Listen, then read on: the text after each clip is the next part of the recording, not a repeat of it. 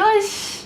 Avant de commencer, vous êtes plusieurs à me l'avoir demandé pour mes vlogs. Dans moins d'un mois vous les aurez, ça va être trop génial. J'ai hâte de vous montrer le Japon à ma façon, de vous faire découvrir le Japon à ma façon. Ça va être trop cool. On va rigoler, on va s'amuser, enfin voilà, je vous en dis pas plus et go la vidéo. Donc l'histoire d'un date avec un japonais. Donc déjà ce jeune garçon, on va l'appeler Sato. Je suis pas très sûre qu'il veut que je donne son nom. Hein. Je l'ai rencontré sur une application qui s'appelle HelloTalk. Donc c'est une application assez connue en fait, c'est pour les échanges de langue avec d'autres personnes. Donc moi en l'occurrence je me suis inscrite pour parler avec des japonais pour améliorer mon japonais. Jozu ni naritai. J'ai parlé en fait avec ce garçon pendant 2 mois et en fait du jour au lendemain il disparaît.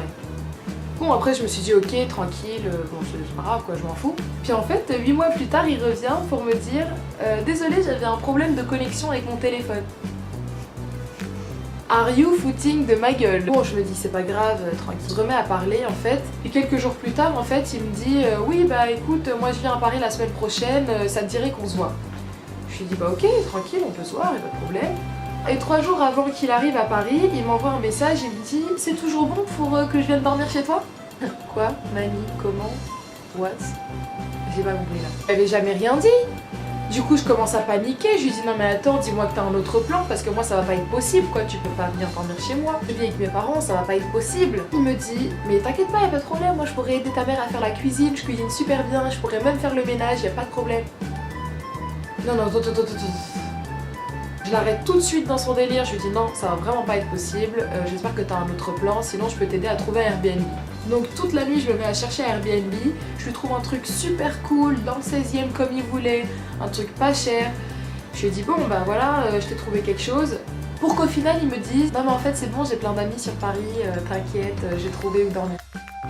Y'a pas de problème. Passons. La veille du jour J, on envoie un message, il me dit ok on se retrouve au McDo des Champs-Élysées. Je lui dis bon déjà il n'y a pas qu'un seul McDo sur toute l'avenue des Champs, donc je savais pas trop de quel McDo il parlait. Je lui ai demandé, j'avais pas de réponse. Le lendemain matin, on avait rendez-vous à 10 h. J'arrive à l'heure, même en avance, et je me mets à un McDo en fait sur les Champs. Je lui envoie ma position, je lui dis exactement où est-ce que je suis. 1 heure plus tard, j'ai toujours pas de réponse. Je lui dis bon, dans 10 minutes je rentre chez moi si tu ne te pointes pas.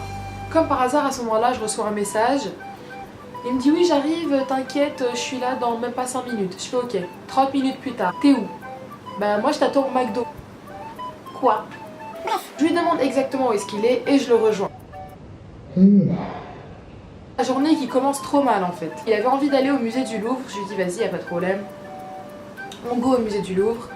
On fait la queue pendant 1 heure, je lui paye le musée 15 € et je paye aussi parce que je suis bête, parce que j'ai complètement oublié que j'étais étudiante française, mais c'est pas grave. 30 € dans le bon. On fait notre petit tour au musée, ça se passe super bien, je me dis ah ça va, tranquille, il m'a pas fait de faux pas, c'est ouf. Donc on sort du musée, il me dit oui j'ai super faim, je veux manger dans un restaurant gastronomique français.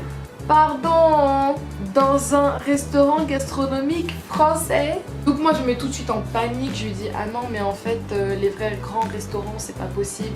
Il me dit non et moi je veux un truc typiquement français en fait mais pas cher.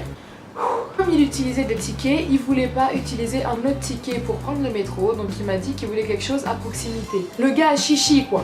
Moi en panique, j'appelle une amie en fait qui est pro des restaurants sur Paris, qui me trouve un restaurant juste à côté, 100 minutes à pied du Louvre, super bien et typiquement français. Pendant le resto, on discute de tout et de rien comme d'habitude. Et à un moment, il me dit mais toi ça te dérange pas de sortir avec un étranger?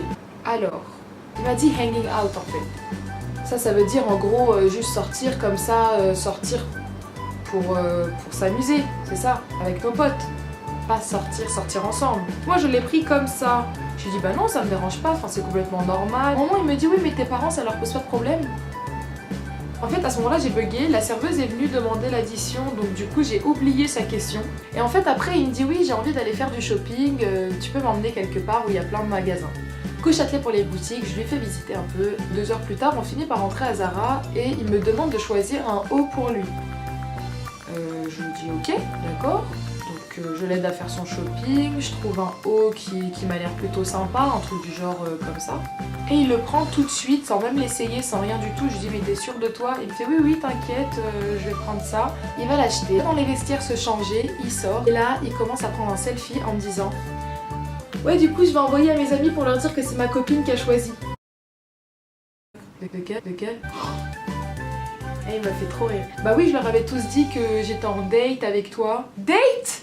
J'étais même pas au courant que pour lui c'était un date, parce que pour moi c'était pas du tout un date. C'était juste une personne que je voyais en tant qu'amie. Je lui ai sorti une grosse disquette pour m'éclipser de cette journée. Là, il savait pas comment me saluer. Il savait pas trop. Donc je lui dis non mais c'est bon, t'inquiète, on peut se saluer comme ça aussi. Voilà, je rentre chez moi, le date était fini. Après là, il m'a demandé un truc un peu bizarre. Il me dit, mais au fait, est-ce que t'es française? Je lui dis tout bonnement oui. Et t'es de quelle origine? Je lui donne mes origines et il me dit, en fait, t'es pas vraiment française. Je lui explique que je suis née en France, que j'étudie en France, que je vis en France, que je contribue à l'économie française. Là, mais alors écoutez bien ce que je vais vous dire, il m'a dit, et si je me marie avec toi, je pourrais résider en France ou pas? Quoi? Et là j'ai pété un câble. La chute de l'histoire, c'est que depuis le début, Sato voulait juste se marier avec une française pour la nationalité. Je sais même pas si maintenant en France on peut se marier et avoir la nationalité. Voilà pour l'histoire, c'est fini. Si vous avez des conseils pour ma chaîne, ce serait super parce que j'en ai vraiment besoin, je débute et je m'y connais absolument pas. Et aussi si vous avez des sujets en particulier que vous voulez que j'aborde, y a pas de problème, dites-le moi et je ferai en sorte de le faire. Sur ce, je vous laisse et je vous dis à la prochaine. C'est qui me souhaite de danser. Chiawase.